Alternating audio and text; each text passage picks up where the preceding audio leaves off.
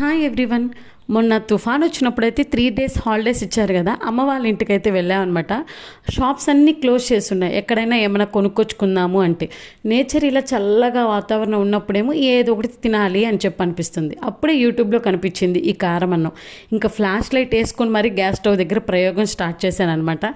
ఈలోపు తాలింపు సౌండ్కి మా అమ్మ లేగానే లేచింది. ప్రయోగం మొదలు పెట్టావా తల్లి అని చెప్పి అననే అంది. ఇలాంటి వాళ్ళు ఇంట్లో కంపల్సరీ ఒకళ్ళు ఉంటారు కదా.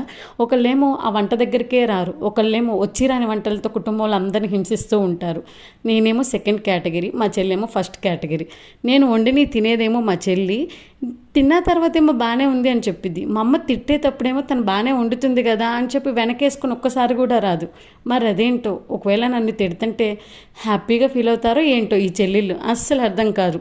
ఇంతకీ మీరు మీ ఇంట్లో ఏ కేటగిరీ? అండ్ అలాగే మొన్న తుఫాన్ అప్పుడు మీ టేస్టీ బర్డ్స్ని రుచితో నింపడానికి మీరు ఏ ఏ వంటకాలు ప్రయోగాలు చేశారో డెఫినెట్గా కామెంట్ సెక్షన్లో షేర్ చేసుకోండి.